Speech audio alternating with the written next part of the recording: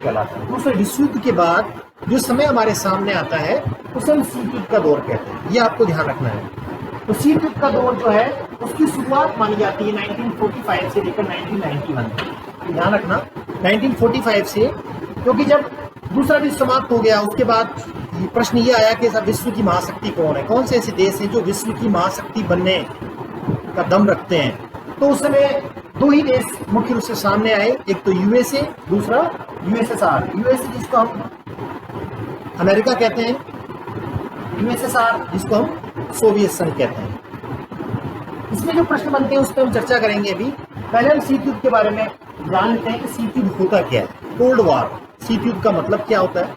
तो आपको ये ध्यान रखना है कि जो शीत युद्ध है वो 1945 से लेकर 1991 तक का जो समय था उस शीत युद्ध का दौर कहलाता है। और ये जो शीत युद्ध है वो मुख्य रूप से दो महाशक्तियों के बीच हुआ, क्योंकि उनके आपस में होड़ थी कि हमें विश्व की महाशक्ति बनना। और आपको पता है कि विश्व की महाशक्ति तो एक देश ही कहलाएगा।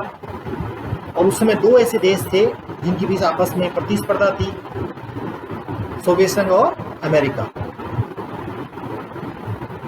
सोवियत संघ जो है उसमें साम्यवादी व्यवस्था थी, विचारधारा जो होती है साम्यवादी विचारधारा। अमेरिका है उसके पास विचारधारा थी वो पूंजीवादी विचारधारा थी।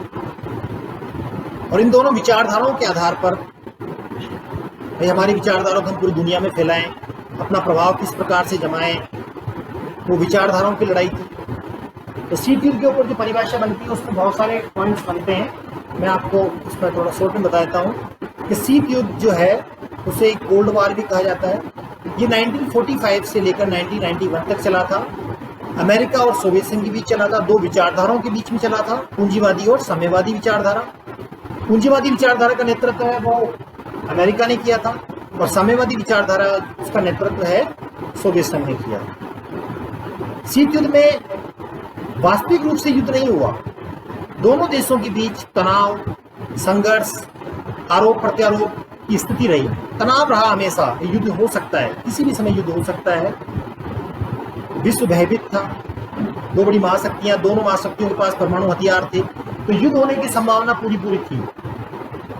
आपस में तनाव था, संघर्ष था, युद्ध जैसी स्थिति थी आपस में, क्योंकि ये 1945 से 1991 तक चला था, लगभग 46 वर्ष तक, 46 ईयर तक ये पूरे दुनिया में ये माहौल रहा। आपस में सैनिक संगठन बने, हथियारों की होड़ बनी, अधिक से अधिक जो शस्त्रीकरण जिसको हम बोलते हैं, अधिक से अधिक हथियारों की होड़ बढ़ती चली गई। परमाणु शक्ति संपन्न देश थे ही, और अधिक परमाणु हथियार बनाने की उनकी तरफ से कोशिश जारी रही, सैनिक गुटबंदियां हुई। ये जो शीत युद्ध है ना, ये मुख्य रूप से इसका मेन केंद्र यूरोप माना जाता है। इसका प्रभाव हालांकि एशिया में भी रहा, दक्षिण पूर्व एशिया कुछ क्षेत्रों में भी रहा, लेकिन मुख्य रूप से जो इसका प्रभाव था वो यूरोप में माना जाएगा। कई बार प्रश्न आ जाता है कि शीत युद्ध का जो मुख्य केंद्र बिंदु है वो कौन सा महाद्वीप माना जाता है, तो यूरोप महाद्वीप माना जाता है। दो विचारधाराओं की अगर बात आती है तो पूंजीवादी और साम्यवादी विचारधारा का आपको ध्यान रखना। ऑब्जेक्टिव क्वेश्चंस में बनते हैं। पूंजीवादी विचारधारा उसका नेतृत्व किसने किया है, अमेरिका ने। साम्यवादी विचारधारा का नेतृत्व किसने किया है, वो सोवियत संघ ने।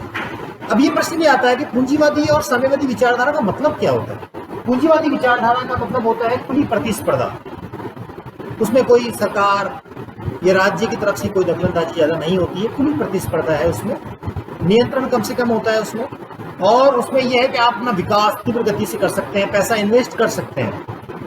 तो वो विचारधारा जो खुली विचारधारा होती है वो ओपन माइंड, अमेरिका आपने देखा होगा बिल्कुल, जैसे ग्लोबलाइजेशन हम आगे वाले चैप्टर में पढ़ेंगे, वैश्वीकरण वगैरह, वो सब चीजें वो पूंजीवादी व्यवस्था की देन मानी जाती है। और आज पूरा विश्व वो एक इस पूंजीवादी व्यवस्था के आधार पर एक पूरे परिवार की तरह हो गया है पूरा विश्व। ये पूंजीवादी जो विचारधारा ये अमेरिका की देन मानी जाती है पूरी दुनिया में फैलाने की।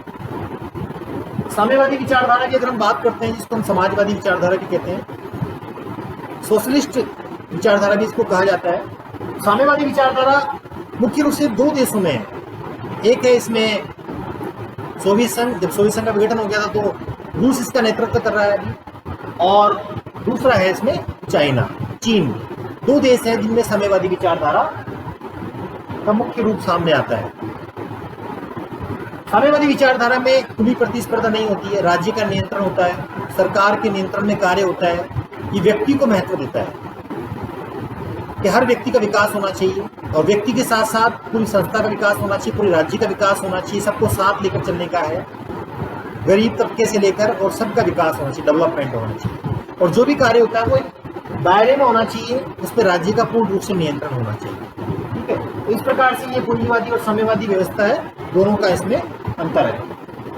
तो शीत युद्ध के बारे में आपको ध्यान रखना है कि शीत युद्ध जो है तनाव की स्थिति थी, संघर्ष की स्थिति थी, आरोप प्रत्यारोप की स्थिति थी, और इसमें हथियारों की होड़ बढ़ती रही, और 1945 से लेकर 1991 तक सोवियत संघ और अमेरिका के बीच में उनकी विचारधारा, पूंजीवादी और साम्यवादी विचारधारा के आधार पर ये सारा संघर्ष रहा।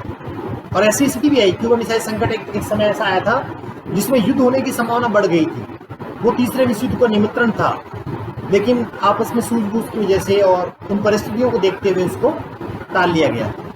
तो यहाँ आपको पहली चीज ध्यान रखनी है कि शीत युद्ध की परिभाषा आपको आनी चाहिए।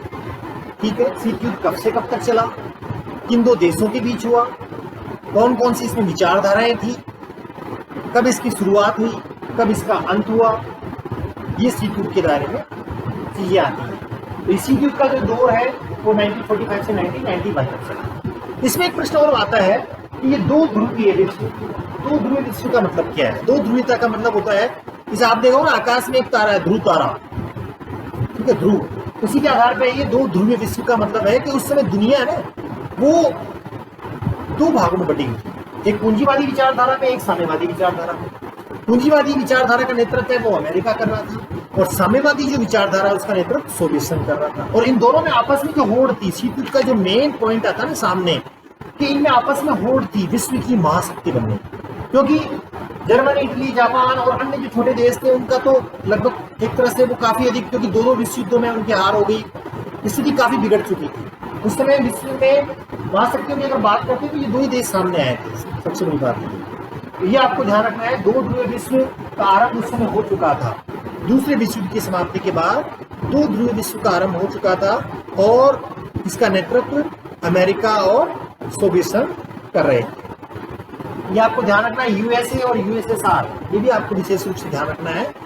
USA United states of America को कहा जाता है, और union of Soviet socialist republics है वो यूएसएसआर को कहा जाता है। इनकी फुल फॉर्म है।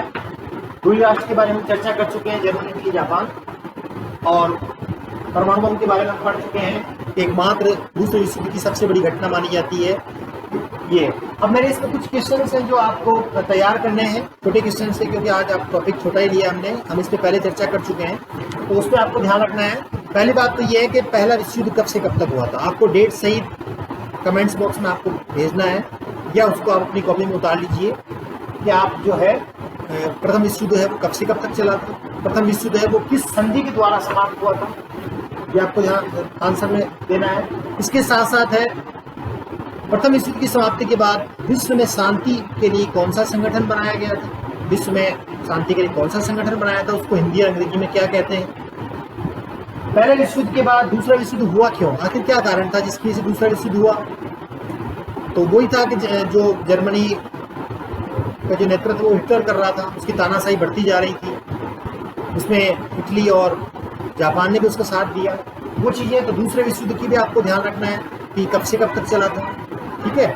और दूसरे विश्व युद्ध में बड़ी घटना कौन सी हुई, दूसरे विश्व युद्ध की बड़ी घटना में आपको बताना है, वही परमाणु वाली घटनाएं वगैरह, वो जो परमाणु बम का प्रयोग किया गया था वो किस देश के द्वारा किया गया था, किस देश पे किया गया था, कब किया गया था, परमाणु बमों के नाम क्या थे, और वो जिस देश पे गिराया गया तो उन देशों के शहरों का नाम आपको बताना है, पहले कौन सा शहर आएगा फिर कौन सा शहर आएगा, उनकी डेट्स आपको बतानी है। तो ये इसमें आता है। इसके बाद हम जब मेन टॉपिक पे आते हैं शीत युद्ध का दौर, तो उसमें आपको शीत युद्ध की परिभाषा बतानी है कि शीत युद्ध में, अक्सर बच्चे गलती कर देते हैं, बहुत से बच्चे मैंने देखा है कई बार लिख देते हैं शीत युद्ध में, मतलब आपको पॉइंट टू पॉइंट आंसर देना है, फालतू नहीं लिखना, ठीक है ना। उसमें वो सारी चीज़ें आपको लिखनी है।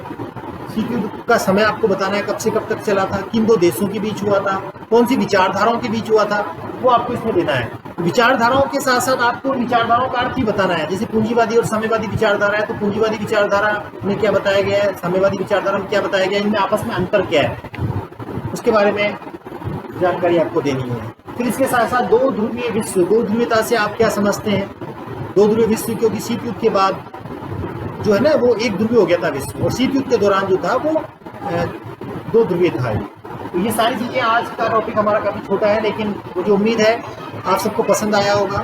कुछ कमी है हम उसमें सुधार करने की कोशिश करेंगे, और नेक्स्ट वीडियो में हम उसको और अच्छा करने की कोशिश करेंगे। तब तक आप लोग प्यारे बच्चों इस टॉपिक को आप अच्छी तरह, इस वीडियो को अच्छी तरह से आप देखें, लाइक करें, सब्सक्राइब करें, और जो प्रश्न मैंने आपसे भी पूछे हैं उनको आप कमेंट बॉक्स में इनके आंसर लिख के ज़रूर भेजें, और घर पे अपने कॉपी के अंदर इन चीज़ों को आप ज़रूर उतारें, ताकि आपको अपने बोर्ड एग्जाम्स की तैयारी में बहुत अधिक मदद मिलेगी, स्पेशली 12th क्लास के लिए। और आने वाली वीडियो में हम और अच्छा करने की कोशिश करेंगे। तो मिलते हैं हम आप नेक्स्ट वीडियो में। Thank you.